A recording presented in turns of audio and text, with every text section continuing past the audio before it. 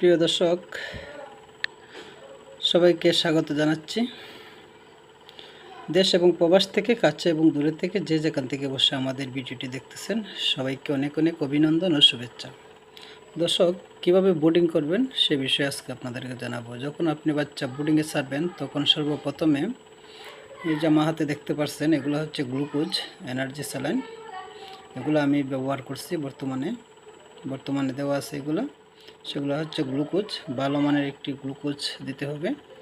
Glucose একটানা 6 ঘন্টা দিতে হবে।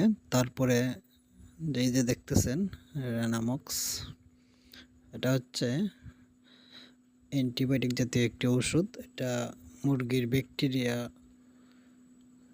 দূর করে, সকল প্রকার ব্যাকটেরিয়া দূর করে।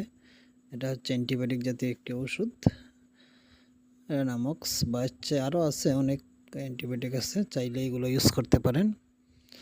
তারপরে অ্যান্টিবায়োটিকের সাথে আরেকটি ওষুধ দিতে হবে, সেটা হচ্ছে লাইসোবিট।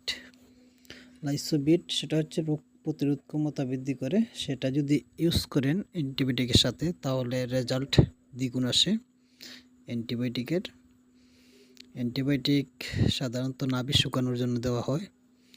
তারপর আরেকটি ওষুধ দেবেন, সেটা হচ্ছে বিটা3।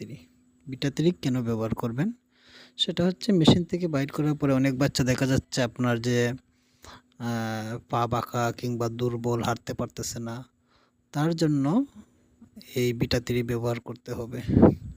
তো দর্শক, আসলে বুঝতে পারছেন কিভাবে বোর্ডিং করতে হয়।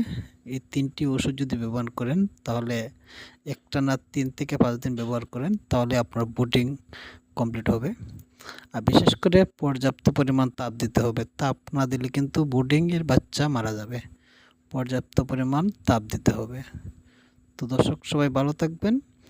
আর আমাদের হ্যাচারিতে প্রতিদিন বাচ্চা উৎপাদন হচ্ছে। যাদের বাচ্চা প্রয়োজন অবশ্যই স্ক্রিনে দেওয়া নম্বরে যোগাযোগ করবেন। আর আমাদের চ্যানেলে যারা নতুন, তারা অবশ্যই আমাদের চ্যানেলটি সাবস্ক্রাইব করে রাখবেন। ধন্যবাদ।